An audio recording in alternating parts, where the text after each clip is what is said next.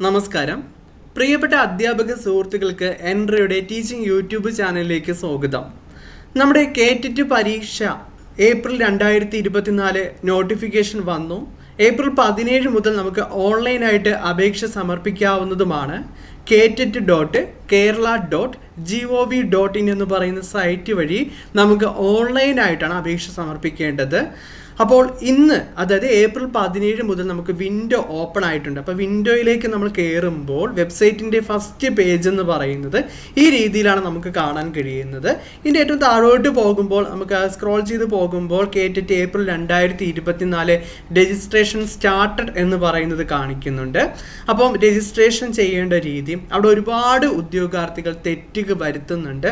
ആ തെറ്റിനെ കുറിച്ചൊക്കെ തന്നെ ഡിസ്കസ് ചെയ്യുന്ന ഒരു വീഡിയോയുമായിട്ടാണ് ഞാൻ ഇന്ന് വന്നിരിക്കുന്നത്.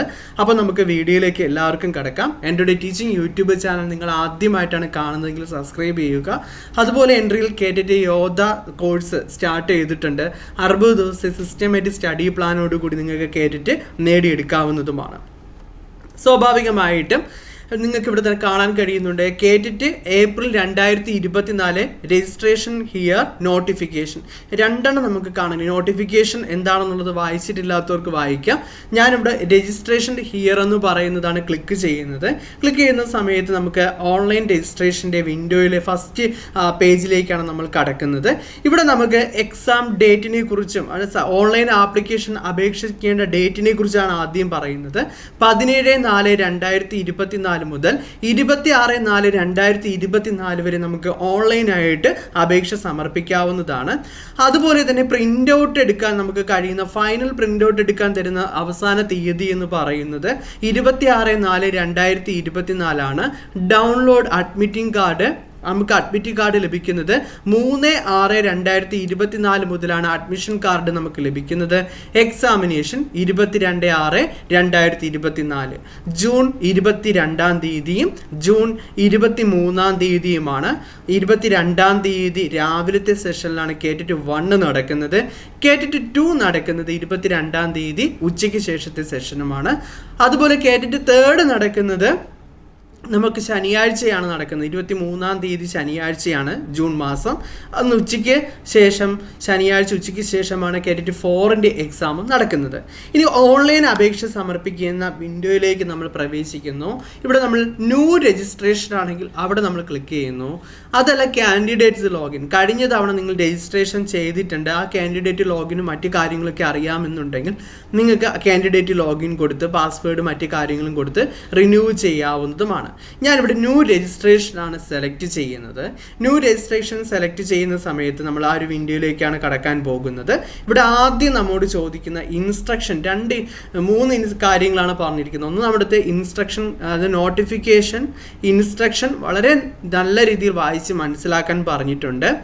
അതിനുശേഷം I have read the instruction for online submission for application. Yes, അവിടെ നമ്മൾ ക്ലിക്ക് ചെയ്യുന്നു.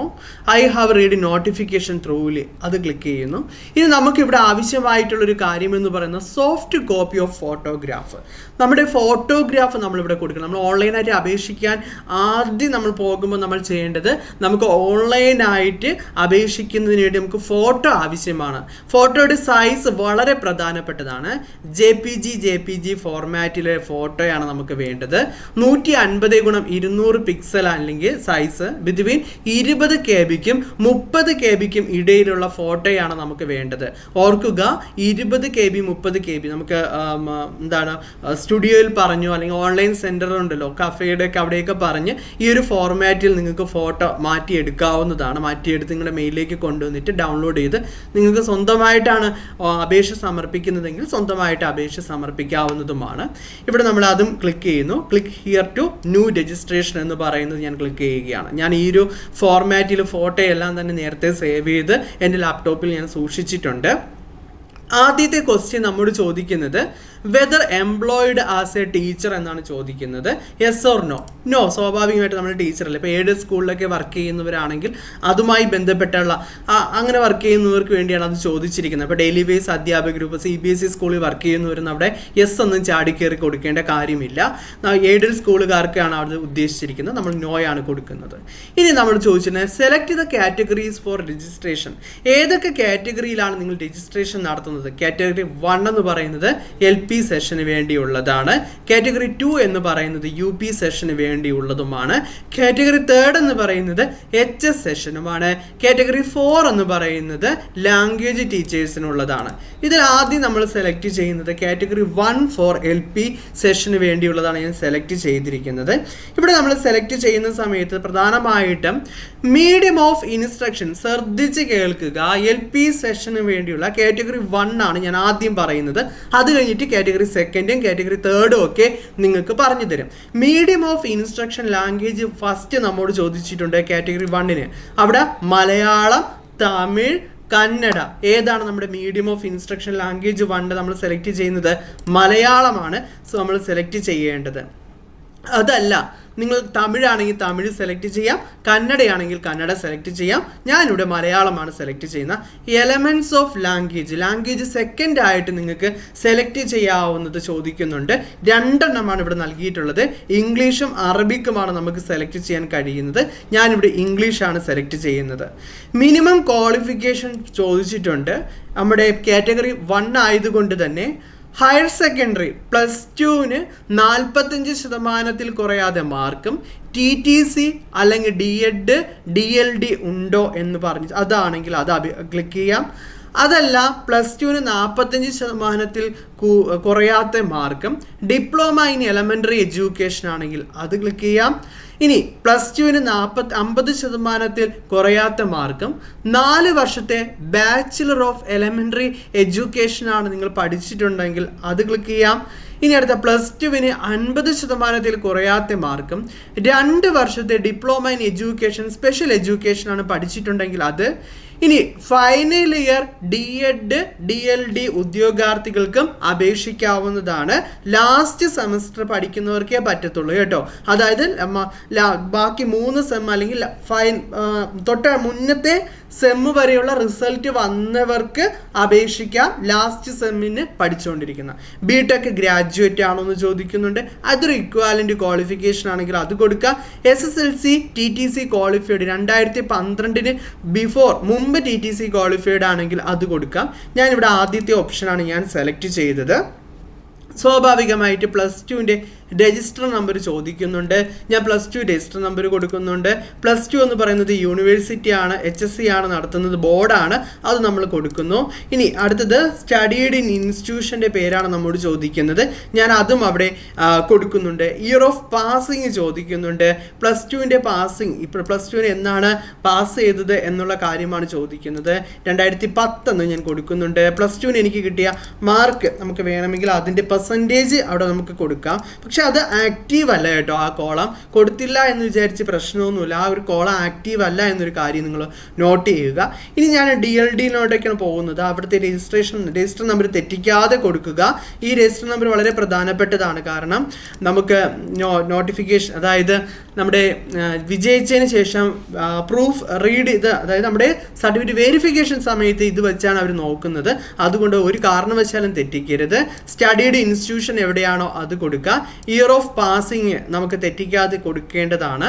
2014 ഞാൻ കൊടുക്കുന്നു. പെർസെൻറ്റേജ് മാർക്ക് ഞാൻ 75% എന്നുള്ളത് അവിടെ കൊടുക്കുന്നു. ഇതാണ് നമുക്ക് നമ്മുടെ കാറ്റഗറി 1-മായി ബന്ധപ്പെട്ട് എനിക്ക് കൊടുക്കാനുള്ളത്. ഇനിയല്ല കാറ്റഗറി 2 കൂടിയാണ് ഞാനിവിടെ അപേക്ഷിക്കുന്നതെങ്കിൽ അതിൻ്റെ കാര്യങ്ങൾ ഞാനിവിടെ പറയാൻ പോവുകയാണ്. കാറ്റഗറി 2-ലേക്ക് എത്തുമ്പോൾ medium of instruction language 1 for category 2 അവിടെ ചോദിച്ചിട്ടുണ്ട്. ലാംഗ്വേജ് 1 മലയാളം, തമിഴ്, കന്നഡ, ഇംഗ്ലീഷ് ഏതാണ് തെറ്റിക്കരുത്. മലയാളം സെലക്ട് ചെയ്യുക. അതല്ല നിങ്ങൾ ലാംഗ്വേജ് 1 ഫോർ കാറ്റഗറി 2 തമിഴാണെങ്കിൽ തമിഴ്, കന്നഡയാണെങ്കിൽ കന്നഡ, ഇംഗ്ലീഷ് ആണെങ്കിൽ ഇംഗ്ലീഷ്. ഇവിടെ തെറ്റിപ്പോയാൽ നമുക്ക് പിന്നെ ക്വസ്റ്റ്യൻ പേപ്പർ ആ രീതിയിലേ കിട്ടത്തുള്ളൂ. Element of language 2 for category 2 language 2 ആണ് സെലക്ട് ചെയ്യാൻ പറഞ്ഞിരിക്കുന്നത്. മലയാളം അല്ലെങ്കിൽ ഇംഗ്ലീഷ് സെലക്ട് ചെയ്യാം. ഞാൻ അവിടെയും മലയാളം സെലക്ട് ചെയ്യുന്നു. ഇവിടെ മലയാളം സെലക്ട് ചെയ്തപ്പോൾ you cannot choose the same language for language 1 and language 2. Language 1-നും ലാംഗ്വേജ് 2-നും ഒരേ ലാംഗ്വേജുകൾ നമുക്ക് സെലക്ട് ചെയ്യാൻ കഴിയില്ല എന്ന് പറയുന്നുണ്ട്. അപ്പോൾ അവിടെ എന്ത് ചെയ്യുക? ഇംഗ്ലീഷ് സെലക്ട് ചെയ്യാം. ഇവിടെ നമ്മൾ തമിഴാണ് കൊടുത്തിട്ട് ലാംഗ്വേജ് 2-ന് നമുക്ക് മലയാളം സെലക്ട് ചെയ്യാമായിരുന്നു. അതേസമയം ലാംഗ്വേജ് 1 ഞാനിവിടെ കൊടുത്തത് മലയാളം ആയതുകൊണ്ട് വീണ്ടും എനിക്ക് മലയാളം കൊടുക്കാൻ കഴിയില്ല, ഇംഗ്ലീഷ് തന്നെ സെലക്ട് ചെയ്യണം. ഇനി മിനിമം ക്വാളിഫിക്കേഷൻ ചോദിക്കുന്നുണ്ട്. ഞാൻ UP സ്കൂളിലേക്കുള്ള കാറ്റഗറി 2 ആണ് അപേക്ഷിക്കുന്നത്. നോർമലി BA വേണം കേട്ടോ. ഗ്രാജുവേഷൻ ആൻഡ് TTC അല്ലെങ്കിൽ DED DLD ആണ് ചോദിക്കുന്നത്. അതല്ല ഗ്രാജുവേഷന് നിങ്ങൾക്ക് ബിരുദത്തിന് 45% കുറയാതെ മാർക്കും BED എടുത്തിട്ടുണ്ട് ആ വ്യക്തിക്ക് അപേക്ഷിക്കാം. അതല്ല +2-ന് 50% കുറയാത്ത മാർക്കും 4 വർഷത്തെ ബാച്ചുലർ ഇൻ എലമെൻ്ററി എഡ്യൂക്കേഷൻ പാസ്സായവർക്കും അപേക്ഷിക്കാം. അതല്ല +2-ന് 50% കുറയാതെ മാർക്കും BA-ED അതുപോലെ BSc ED എന്ന് പറയുന്ന കോഴ്സ് പാസ്സായിട്ടുള്ളവർക്കും അപേക്ഷിക്കാം. അവസാന വർഷ BEd DEd DLD നേരത്തെ പറഞ്ഞതുപോലെ ലാസ്റ്റ് സെമ്മിന് വേണ്ടി പഠിക്കുന്ന ഉദ്യോഗാർത്ഥികൾക്ക് അപേക്ഷിക്കാവുന്നതാണ്. BTech ഗ്രാജുവേറ്റ് അതല്ല ഇതൊന്നുമല്ല അതർ ഇക്വാലൻ്റ് ക്വാളിഫിക്കേഷൻ ആണെങ്കിൽ അതും കൊടുക്കുക. ഞാനിവിടെ ഗ്രാജുവേഷൻ അറ്റ്ലീസ്റ്റ് 55% ആൻഡ് BEd ആണ് സെലക്ട് ചെയ്തത്. യൂണിവേഴ്സിറ്റി ഓഫ് കേരള ഞാൻ കൊടുക്കുന്നുണ്ട്. യൂണിവേഴ്സിറ്റി ഓഫ് കേരളയാണ് ഞാനിവിടെ പഠിച്ചത്. സ്റ്റഡീഡ് ഇൻസ്റ്റിറ്റ്യൂഷനും ഞാനിവിടെ കൊടുക്കുന്നുണ്ട്. യൂണിവേഴ്സിറ്റി കോളേജ് എന്ന രീതിയിൽ ഞാനിവിടെ കൊടുക്കുന്നുണ്ട്. യൂണിവേഴ്സിറ്റി കോളേജ് എന്ന് ഞാനിവിടെ കൊടുക്കുന്നുണ്ട്. ഇയർ ഓഫ് പാസിംഗ് എന്ന് പറയുന്നത് ഞാനിവിടെ ഇയർ ഓഫ് പാസിംഗ് BA പഠിച്ച് ഇറങ്ങിയ വർഷമാണ് ഞാനിവിടെ കൊടുക്കുന്നത്. ഇതെല്ലാം ഒരു എക്സാമ്പിളിന് വേണ്ടി കൊടുക്കുന്നതാണ്, നിങ്ങൾക്ക് മനസ്സിലാക്കാൻ വേണ്ടി ഞാൻ കൊടുക്കുന്നതാണ്. 50% കുറയാതെ മാർക്കോടുകൂടി പാസ്സായി BEd ഞാനിവിടെ കൊടുക്കുന്നു. രജിസ്ട്രേഷൻ നമ്പർ കൊടുക്കാൻ മറക്കരുത് കേട്ടോ, തെറ്റിക്കരുത്. ഒരിക്കൽ വീണ്ടും ആവർത്തിച്ച് പറയുകയാണ്. രജിസ്ട്രേഷൻ BEdൻ്റെ രജിസ്ട്രേഷൻ നമ്പർ, BEd പഠിച്ച സ്ഥാപനത്തിൻ്റെ പേര് വീണ്ടും ചോദിക്കുന്നുണ്ട്. യൂണിവേഴ്സിറ്റി ഓഫ് കേരള അവിടെയും ഞാൻ കൊടുക്കുന്നു. യൂണിവേഴ്സിറ്റി ഓഫ് കോളേജ് എന്ന് കൊടുക്കുന്നു. നെക്സ്റ്റ് ഞാൻ അവിടെ BEd പഠിച്ചിറങ്ങിയ വർഷം ഞാൻ അവിടെ കൊടുക്കുന്നുണ്ട്. 2019 എന്ന് കൊടുക്കുന്നുണ്ട്. BEdൻ്റെ എനിക്ക് കിട്ടിയ മാർക്ക് 75% എന്നും ഞാൻ കൊടുക്കുന്നുണ്ട്. ഇതാണ് കാറ്റഗറി 2ൻ്റെ നമ്മുടെ അപേക്ഷിക്കുന്നതിൻ്റെ ഫസ്റ്റ് ഫോർമാറ്റ് ആയിട്ട് വരുന്നത്. ഇനി കാറ്ററ്റ് 3ലേക്ക് പോവുകയാണെങ്കിൽ അവിടെ വിൻഡോ നമുക്ക് കാറ്ററ്റ് 3മായി ബന്ധപ്പെട്ടുള്ള വിൻഡോ താഴെ കാണാൻ കഴിയും. ഇവിടെ നമ്മൾ ചോദിക്കുന്ന medium of instruction language 1 for category 3. Medium of instruction language 1 ചോദിച്ചിരിക്കുന്നത്. ലാംഗ്വേജ് ആണ് ചോദിച്ചിരിക്കുന്നത്. മലയാളം ഞാൻ ഇവിടെ സെലക്ട് ചെയ്യുന്നു നേരത്തെ പോലെ. ഇവിടെയാണ് പലരും തെറ്റിക്കുന്നത്. Optional subject for category 3. നമ്മുടെ ഓപ്ഷണൽ സബ്ജക്റ്റ് ഏതാണ്? സോഷ്യൽ സയൻസ് ഉണ്ട്, ഫിസിക്കൽ സയൻസ് ഉണ്ട്, മാത്തമെറ്റിക്സ് ഉണ്ട്, നാച്ചുറൽ സയൻസ് ഉണ്ട്, ഉറുദു, അറബിക്, കന്നഡ, തമിഴ്, സാൻസ്ക്രിറ്റ്, ഹിന്ദി ഇങ്ങനെ പോകുന്നുണ്ട്. ഞാനിവിടെ നിങ്ങൾ ഏതാണ് ഇവിടെ ചിലര് സോഷ്യൽ സയൻസുകാരൊക്കെ ഇംഗ്ലീഷോ മലയാളമോ ഒക്കെ കൊണ്ട് ലാംഗ്വേജ് എന്ന് പറഞ്ഞുകൊണ്ട് സെലക്ട് ചെയ്ത് കൊടുക്കുക. അങ്ങനെ സെലക്ട് ചെയ്താൽ ക്വസ്റ്റ്യൻ പേപ്പർ അതേ കിട്ടത്തുള്ളൂ. നിങ്ങൾ BEd സോഷ്യൽ സയൻസിലാണോ പഠിച്ചത്? സോഷ്യൽ സയൻസ് കൊടുക്കുക. BEd ഫിസിക്കൽ സയൻസിലാണോ എടുത്തത്? ഫിസിക്കൽ സയൻസ് കൊടുക്കുക. BEd മാത്തമെറ്റിക്സ് ആണോ നിങ്ങൾ പഠിച്ചത്? മാത്തമെറ്റിക്സ് കൊടുക്കുക. അതല്ല BEd നാച്ചുറൽ സയൻസ് ആണെങ്കിൽ നാച്ചുറൽ സയൻസ് കൊടുക്കുക. ഞാൻ BEd സോഷ്യൽ സയൻസ് ആണ് സെലക്ട് ചെയ്യുന്ന. You selected subject for HSA social science. Okay ആണല്ലോ, അവിടെ തെറ്റിക്കരുത്. മിനിമം ക്വാളിഫിക്കേഷൻ എന്ന് പറയുന്നത് ഇവിടെ ഓർക്കുക. ബിരുദത്തിന് 45% കുറയാതെ മാർക്കും BEdും ഉണ്ട്. MSc ED അതുപോലെ അതിന് 50% കുറയാതെ മാർക്ക്. BAക്ക് 45% മാർക്കും LTTC ആണോ എങ്കിൽ അത് കൊടുക്കാം. അവസാന വർഷ BEd പഠിക്കുന്ന ഉദ്യോഗാർത്ഥികൾക്ക് അപേക്ഷിക്കാവുന്നതാണ്. Qualified BEd passed on mark in post graduation അവർക്ക് അപേക്ഷിക്കാം. Doing BEd based on mark in post graduation അവർക്കും അപേക്ഷിക്കാം. അതർ ഇക്വലൻസി ക്വാളിഫിക്കേഷൻ ഉണ്ടെങ്കിൽ അത് നിങ്ങൾക്ക് സെലക്ട് ചെയ്യാം. ഞാനിവിടെ സെലക്ട് ചെയ്യുന്നത് ബിരുദത്തിന് 45% കുറയാത്ത മാർക്കും BEdുമാണ് സെലക്ട് ചെയ്തത്. എൻ്റെ BAയുടെ രജിസ്ട്രേഷൻ നമ്പർ ഇവിടെ ചോദിക്കുന്നുണ്ട്.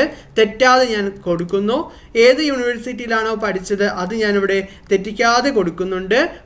ഫുള്ളായിട്ട് കൊടുക്കുക. യൂണിവേഴ്സിറ്റി ഏതാണ്? MG യൂണിവേഴ്സിറ്റി എങ്കിൽ MG യൂണിവേഴ്സിറ്റിയുടെ പേര് ഫുള്ളായിട്ട് അവിടെ കൊടുക്കുക. തെറ്റിക്കാതെ തന്നെ അവിടെ കൊടുക്കേണ്ടതാണ്.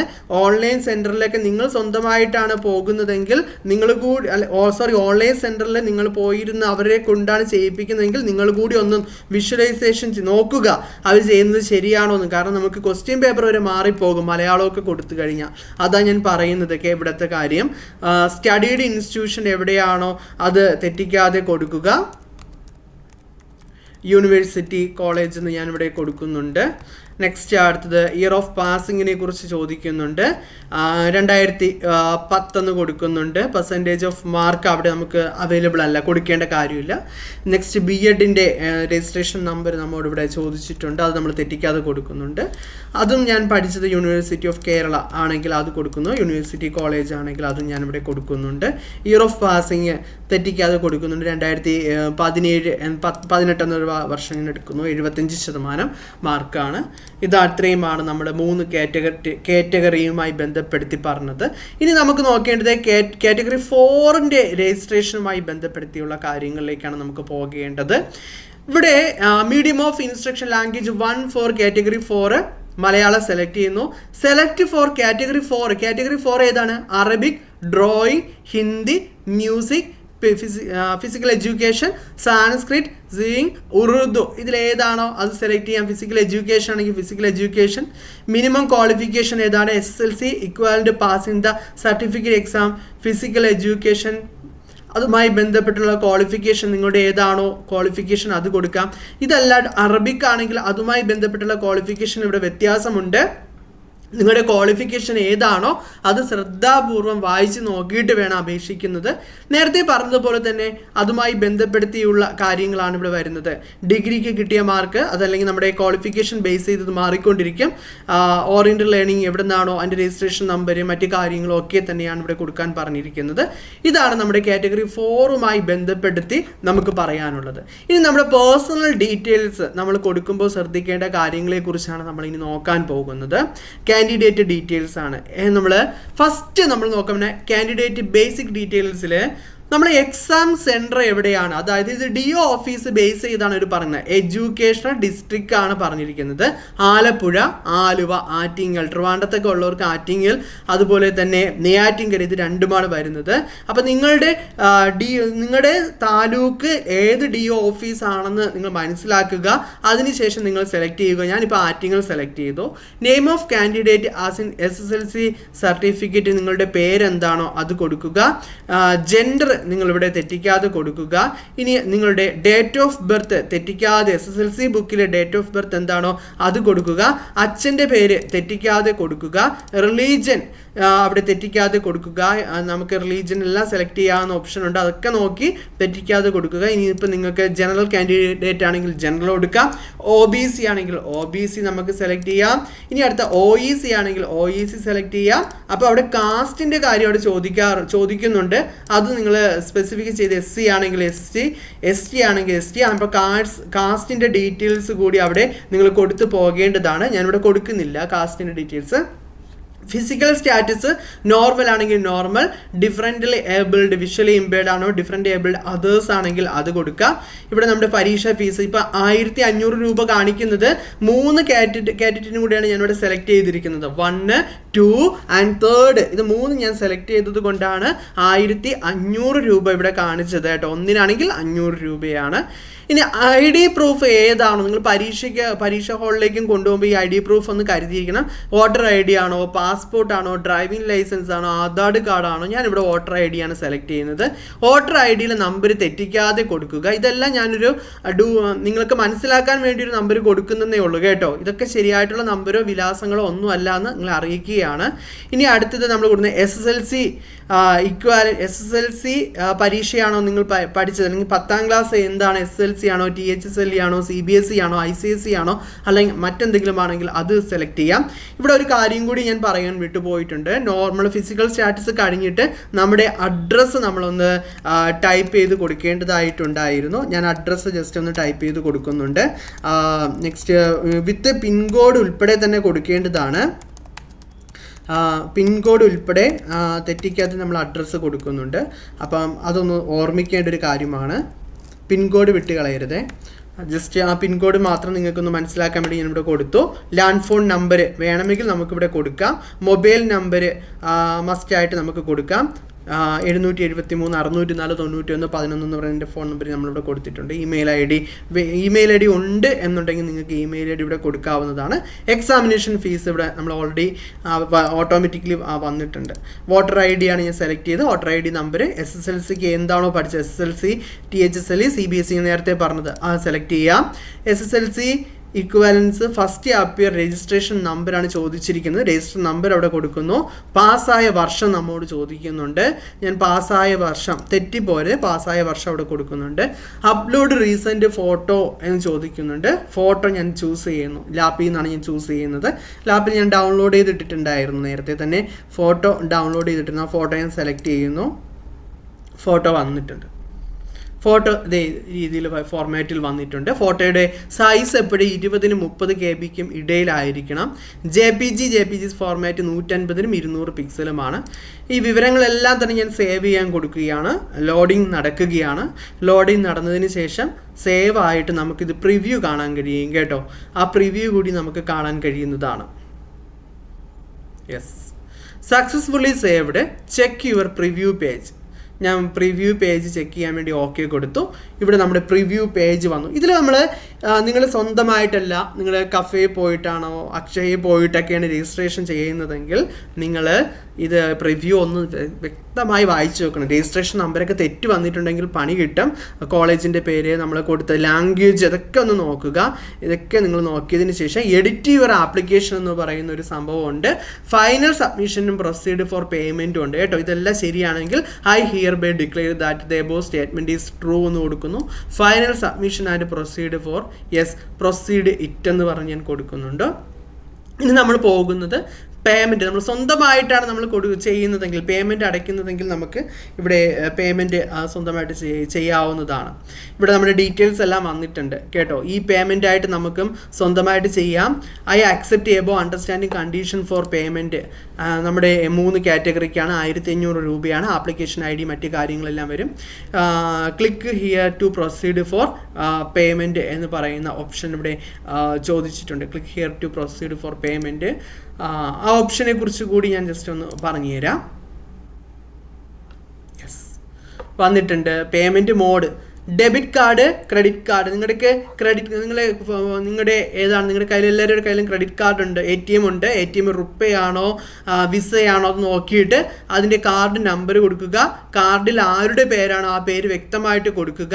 ഇനി കാർഡിൻ്റെ എക്സ്പീരിയൻസ് ഡേറ്റ്, വാലിഡിറ്റി ത്രൂ, അത് രണ്ടും ഇവിടെ കൊടുക്കാവുന്നതാണ്. കാർഡിൻ്റെ ബാക്കിൽ ഒരു 3 നമ്പർ കാണും. ആ നമ്പർ നിങ്ങൾക്ക് ഇവിടെ കൊടുക്കാം. പേ നൗ എന്ന് പറയുന്ന ഓപ്ഷൻ കൊടുത്ത് നിങ്ങൾക്ക് അവിടെ ചെയ്യാവുന്നതാണ്. ഇതാണ് നിങ്ങളുടെ രജിസ്ട്രേഷൻ ചെയ്യുന്ന ഫോർമാറ്റ്, അതായത് ക്യാഷ് അടയ്ക്കുന്ന ഫോർമാറ്റ് എന്ന് പറയുന്നത്. അപ്പോൾ ഇത്രയും കാര്യങ്ങളാണ് ശ്രദ്ധിക്കേണ്ടത്. ഇതിൽ ലാംഗ്വേജ് തെറ്റിക്കാൻ പാടില്ല. കേട്ടിട്ട് തേർഡ് കാര്യം, അവരുടെ സബ്ജക്റ്റ് തെറ്റിക്കാൻ പാടില്ല. അതുപോലെ തന്നെ മറ്റ് ഡീറ്റെയിൽസ് എല്ലാം ശരിയായി കൊടുക്കുക. അപ്പോൾ ഓൺലൈനായിട്ട് എല്ലാവരും അപേക്ഷിക്കുക. അവസാന നിമിഷം വരെ വൈകിപ്പിക്കരുത്. ഇത്രയും കാര്യങ്ങളാണ് ഓൺലൈൻ അപേക്ഷയിൽ വരുന്നത്. അപ്പോൾ എല്ലാവർക്കും നല്ല രീതിയിൽ പഠിക്കാൻ കഴിയട്ടെ എന്ന് ആശംസിക്കുന്നു, പ്രാർത്ഥിക്കുന്നു. ഒപ്പം തന്നെ എൻട്രിയിൽ കേട്ടിട്ട് യുഗ കോഴ്സും സ്റ്റാർട്ട് ചെയ്തിട്ടുണ്ട്. അപ്പോൾ എത്രയും പെട്ടെന്ന് ജോയിൻ ചെയ്യാൻ ശ്രമിക്കുക. താങ്ക്